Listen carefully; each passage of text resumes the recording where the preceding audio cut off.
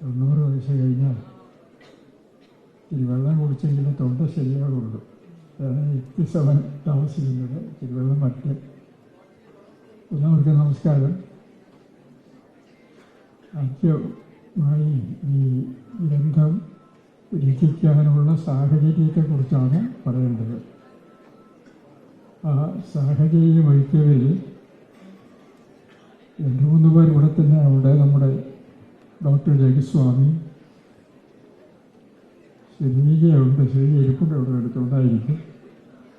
പിന്നെ ഈ വെള്ളം കൊണ്ടുവന്ന് എനിക്ക് തരുന്ന രഞ്ജിത്ത്, എൻ്റെ മകൻ്റെ പേരുകൾ തന്നെയാണ്. ഡോക്ടർ ആനന്ദ് കുമാർ, അദ്ദേഹം ഞങ്ങൾ തമ്മിലുള്ള ബന്ധം പറഞ്ഞു. അദ്ദേഹത്തിൻ്റെ അമ്മ എൻ്റെ സഹപാഠിയാണ്. അദ്ദേഹത്തിൻ്റെ പിതാവ് അനന്തകുട്ടൻ സാർ കോളേജിൽ അധ്യാപകനായി ചേർന്നപ്പോൾ ഞാൻ MA-ക്ക് അവിടെ പഠിക്കുകയാണ്.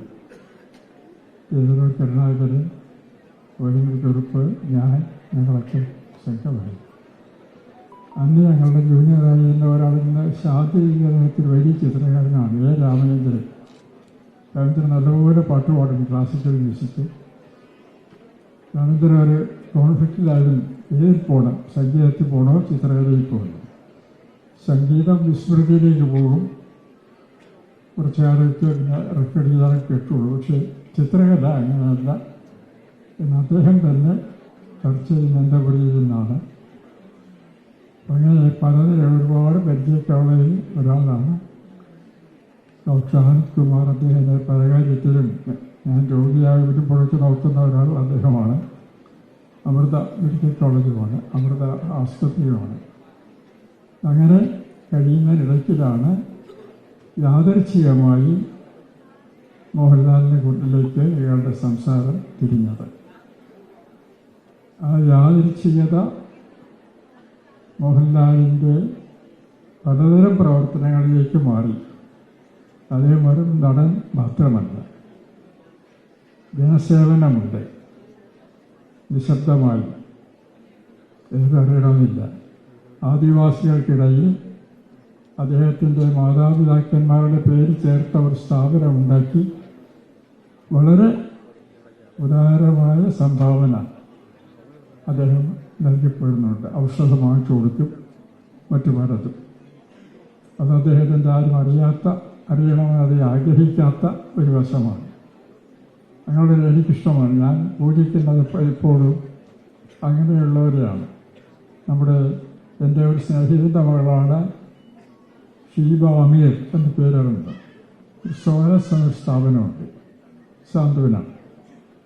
അത് ക്യാൻസർ രോഗബാധം ബാധിച്ച നിർധനരായ വ്യക്തികളുടെ കൂടെ ഓട്ടോറിക്ഷക്കാരനായിരിക്കും, ഭാര്യ വീട്ടുവേലക്കായി ജോലി ചെയ്യുന്നു. അതിനിടയിൽ അവരുടെ കുഞ്ഞിനെ ക്യാൻസർ രോഗം പിടിക്കുന്നു. ഇവിടെ കൊണ്ടുപോകും, നോക്കാൻ ആളില്ല. അത് ഷീബയ്ക്കെടുത്തു. ഷീബയുടെ ഒരു മകൾ, ഒറ്റ മകൾ, ക്യാൻസർ രോഗം പിടിച്ച് മരിച്ചു. വീട്ടിൽ കിടന്ന കരച്ചിൽ. ഷീബയുടെ പിതാവ് ഞാൻ കൂട്ടുകാരാണ്. റഹീം മനുഷ്യനായിരുന്നു, മതമല്ല, നല്ല മനുഷ്യനായിരുന്നു. ഷീബയെ ഞാൻ ചെന്ന് വിളിച്ചു, എഴുന്നേൽപ്പിച്ച് കൊണ്ടുവന്നു. കെട്ടിപ്പിടിച്ചിട്ടില്ല. അത് ഷീബയുടെ ജീവിതം അർത്ഥമാക്കുന്നു. മകൾക്ക് സംഭവിച്ച വിധത്തിൽ അനേകം രക്ഷകർത്താക്കൾ സംഭവിക്കുന്നുണ്ട്. ഷീബ ഏറ്റെടുക്കണം. അന്ന് ഷീബയ്ക്ക് ആ തുടങ്ങിയ സ്ഥലത്ത് ഞാൻ പ്രസംഗിച്ചത് ഷീബയും ശ്രീജയെപ്പോലെ എൻ്റെ മോൾ തന്നെയാണ്. എൻ്റെ മകളെ കല്ലും മുള്ളും നിറഞ്ഞ പാതയിലൂടെ ഞാൻ ഇറക്കി വിടുന്നു. അവളുടെ ജീവിത പാതയിൽ ദൈവം പൂക്കൾ ഇരിക്കട്ടെ എന്നാണ്. ശിവ ഒരുതരം കരുത്തേറി വരുന്നുണ്ട്.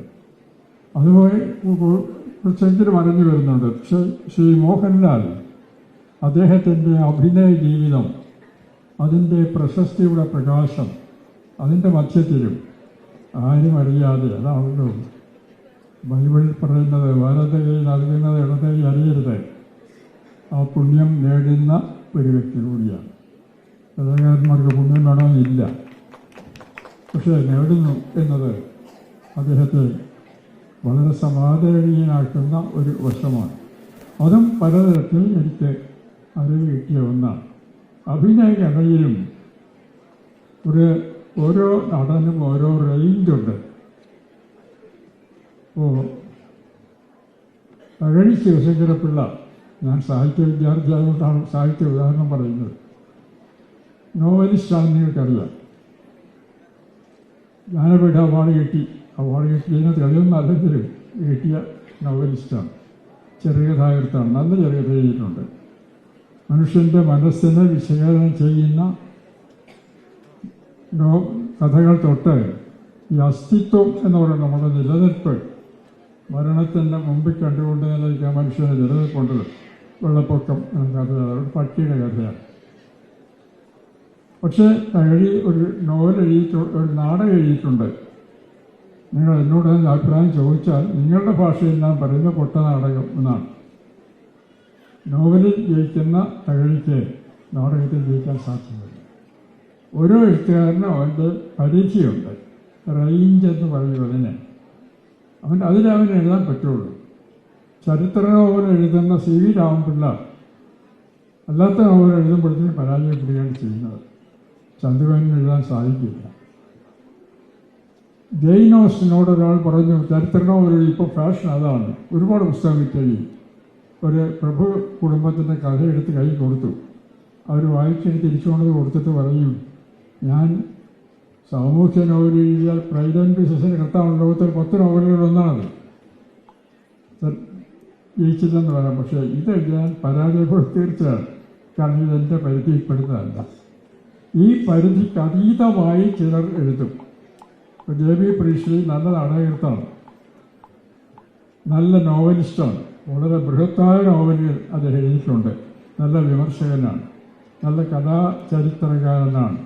ആർട്സ് ഓഫ് മാൻകൈൻഡ് ഞാൻ ഒരിക്കൽ ലൈബ്രറിയിൽ നിന്ന് വായിക്കുമ്പോൾ, ഞാൻ പഠിച്ചത് രാജവാഴ്ചക്കാലത്താണെന്ന് അറിയാമല്ലോ, CP രാമസ്വാമി അതിനകത്ത് വന്ന് ലൈബ്രറി പുസ്തകം എടുത്ത ശിവാജി ആണ്ടികയോട്, അന്ന് ദിവാനാണ്, തിരിച്ചു വരുമ്പോഴാണ് ഞാൻ നിന്നത്. What young man you are being, ഇങ്ങനെ നോക്കിയിട്ട് ചോദിച്ച് ബുക്ക് എന്ന് പറഞ്ഞിട്ടാണ് അദ്ദേഹം പോയത്. എന്നെപ്പോലെ ഒരു കുട്ടി അത് വായിക്കുന്നതിന് കഴിയില്ലല്ലോ. പക്ഷെ അതിനും പ്രേക്ഷകർക്ക് സംഭാവനകളുണ്ട്. ഏതാണ്ട് അതേ വ്യക്തിത്വത്തിൻ്റെ വിശാലത, അതിൻ്റെ ഒരു മൾട്ടി ഡയമെൻഷണൽ നേച്ചർ, എന്താ പറയുക, അനേകമായ വ്യക്തിത്വം, അത് മോഹൻലാലിൻ്റെ അഭിനയ കലയിൽ നിങ്ങൾ കാണാൻ സാധിക്കും.